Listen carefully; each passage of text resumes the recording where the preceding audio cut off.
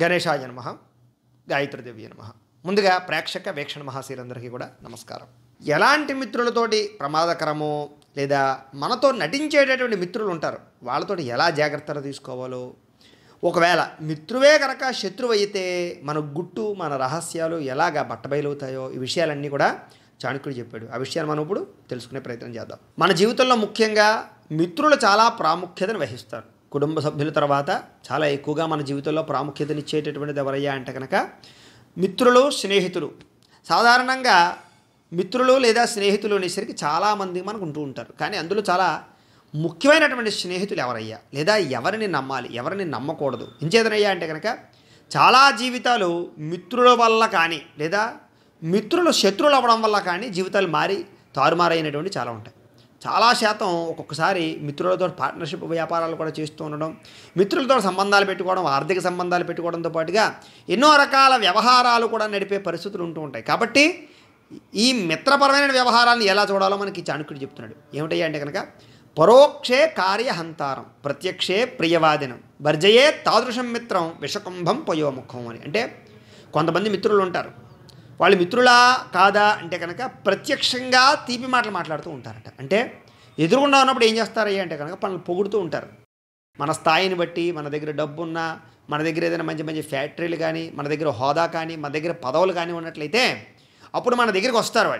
వాళ్ళు కొత్తగా కలుస్తారు, కొత్తగా మిత్రులు అవుతారు, మనకి స్నేహితులు అవుతారు. అప్పుడు ఏం చేస్తారంటే మిత్రంగా మాట్లాడతారు, ప్రియంగా మాట్లాడతారు. అంటే మనల్ని పొగుడుతూ ఉంటారనమాట. ఎప్పుడైతే మనల్ని విపరీతంగా పొగుడుతూ ఉన్నారో అప్పుడే మనం వాడు మిత్రుడా లేకపోతే జాగ్రత్త పడవలసిన వ్యక్తి అర్థం చేసుకోవాలి. పరోక్షే కార్యహంతారం ప్రత్యక్షే ప్రియవాదనం. అంటే పరోక్షంగా వాళ్ళు ఏం చేస్తారయ్యా అంటే కనుక పొడులు చెరగొడుతూ ఉంటారట. పరోక్షే కార్యహంతారం అంటే మనకి ఎదురుగుండా వచ్చేమో మంచి మాటలు మాట్లాడతారు, మన వెనకాల ఆ పనులకి గోతులు తీస్తూ ఉంటారు. ఇది చాలా జాగ్రత్త, చాలా ప్రమాదకరం. ఇలాంటి మిత్రులు చాలామంది ఉంటూ ఉంటారు. అందులో ఎవరికి ఉంటారయ్యా అంటే నేను ఇందాక చెప్పినట్టుగా ఎవరైతే హోదాలు, పదవులు, మంచి స్థాయిలో అగ్రస్థానంలో ఉంటారో వాళ్ళ దగ్గర ఎక్కువగా ఇలాంటి వాళ్ళు ఉంటారు. వాళ్ళే ఇలాంటి వాళ్ళతో చాలా జాగ్రత్తగా ఉండాలి. ఇంచేదనంటే ఇలాంటి వాళ్ళని కనుక ఎంచుకుని గెంటెయ్యకపోతే స్థాయి దిగిపోయే పరిస్థితులు, ఎన్నో తారుమారు జరిగిన పరిస్థితులు కూడా కనపడుతున్నాయి. ఎన్నో రకాల పెద్ద పెద్ద వ్యవస్థలు కుప్పకూలిపోయిన పరిస్థితులు కూడా ఉన్నాయి. కారణం ఏంటంటే ఇలాంటి వ్యక్తుల వల్లే. అందుచేత ఇక్కడ మనం గమనించవలసింది ఏంటి, మన కూడా ఉండేవాళ్ళని అంటే మన ఎదురుగుండా ఎలా మాట్లాడుతున్నారు, మన వెనకాల ఏం పనులు చేస్తున్నారు వాళ్ళు అనే విషయాన్ని గమనించాలి.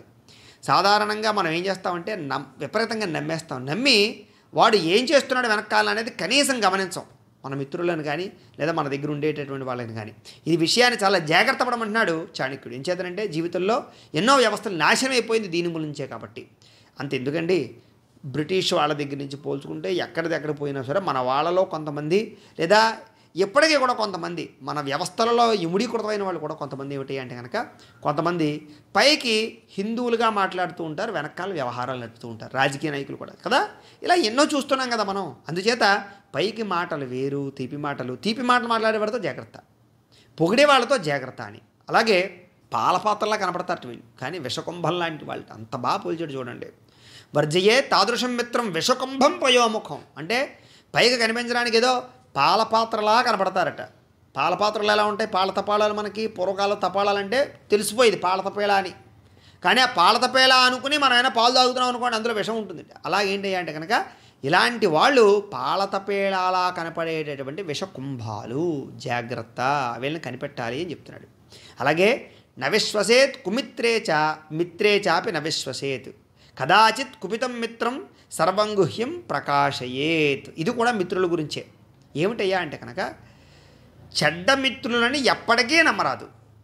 ఆ పైన మంచి మిత్రుడిగా ఉన్నటువంటి వారి మీద అతిగా, మంచి మిత్రంగా నటించే వారి మీద అయినా సరే అతిగా నమ్మడం పెట్టుకోవడం మంచిది కాదు. అలాగే కారణం ఏమిటయ్యా అంటే కనుక ఈవేళ చాలా మంచి మిత్రులు అవ్వచ్చు, లేదా విపరీతంగా మనకి వాళ్ళకి మధ్య ప్రేమాభిమానాలు కానీ మిత్రత్వం కానీ బ్రహ్మాండంగా కొనసాగచ్చు.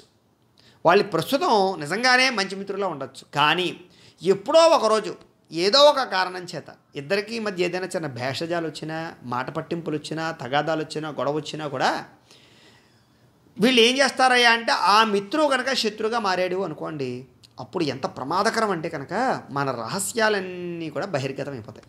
అందుకనే చాలా రకాల రహస్యాలన్నీ కూడా మిత్రులకే తెలుస్తూ ఉంటాయి. మిత్రులు ఎప్పుడు కూడా ఇంచేత కుటుంబ సభ్యులు కూడా పంచుకోలేని విషయాలు, భార్యకు కూడా చెప్పని విషయాలు మనం కొంత మిత్రులకు చెబుతూ ఉంటాం.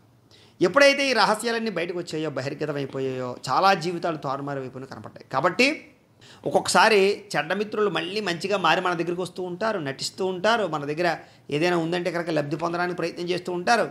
కాకపోతే మనం ఎవరు చెడ్డ మిత్రులు, ఎవరు మంచి మిత్రులు, ఎవరు ప్రాణ స్నేహితులు అనే విషయాన్ని గుర్తుపెట్టుకోవాలి. మిత్రులు వేరు, ప్రాణమిత్రులు వేరు. అంచేత స్నేహితులు వేరు, ప్రాణ స్నేహితులు వేరు. అంచేత మిత్రులతో జాగ్రత్త, ప్రాణ స్నేహితులతో కూడా కొంచెం జాగ్రత్త వహించమనే చెప్పాడు. ఎందుచేతనయ్యా అంటే కనుక మనం మనుషులు, మనం అందరం కూడా మనుషులమే. మనిషి ఎప్పుడూ కూడా మనిషి ఆలోచన విధానాన్ని ఎప్పుడూ అతిగా ఎవరిని నమ్మడానికి ప్రయత్నం చేయకూడదు అని చెప్తున్నాడు చాణక్యుడు. అంటే ఈ చాణక్యుడు కోణం అంతా కూడా ఎలా ఉంటుందయ్యా అంటే కనుక మనందరం కూడా కొంచెం అపార్థాలు చేసుకుంటూ ఉంటాం. చాణక్యుడు ఆలోచన విధానం చాలా కొంచెం అంటే మనమందరం కూడా చాలా బాహ్యంగా ఆలోచించాలి. అంటే పెద్ద బ్రాడ్ మైండ్ అంటారు కదా, బ్రాడ్ మైండెడ్గా ఆలోచించాలి. అంటే మనిషి తత్వం, మనిషి ఆలోచన ఎలా ఉంటుంది అనేది అంత కటువుగా చెప్తున్నాడు. మనిషి ఎప్పుడూ ప్రమాదకారే అంటాడు చాణక్యుడు. కాకపోతే మనం దాన్ని ఎలాగయ్యా అంటే కనుక మనం నమ్మకపోవడం కారణం మనలో కొన్ని బలహీనతలు. ఇప్పుడు ఎదుటి వ్యక్తి ఎంత దుర్మార్గుడైనా సరే మనం ప్రేమిస్తాం అనుకోండి, వాడు చెడ్డవాళ్ళ కనపడ్డు మనకి.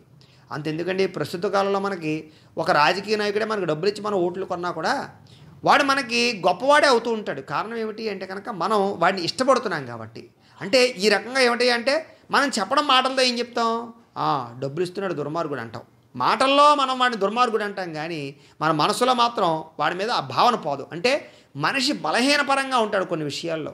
ఆ బలహీనతల వల్లే మనిషి జీవితం పాడవుతుంటుంది. అంచేత ఏంటి అంటే కనుక ఈ బలహీనతలన్నీ మనిషిలో ఉంటాయని గుర్తించాడు కాబట్టి చాణక్యుడు కొన్ని కరాఖండిగా మాట్లాడతాడు మనిషి గురించి. అందుచేత ఆ విషయాలు మనం నమ్మి తీరవలసిందే. అలాంటి విషయాలు ఇంకా చాలా ఉన్నాయి. మరొక వీడియోలో ఇంకా గొప్ప విషయాలు తెలుసుకునే ప్రయత్నం చేద్దాం. గోబ్రాహ్మణేభ్యః శుభమస్తు నిత్యం. లోకా సమస్తాః సుఖినో భవంతు. స్వస్తి.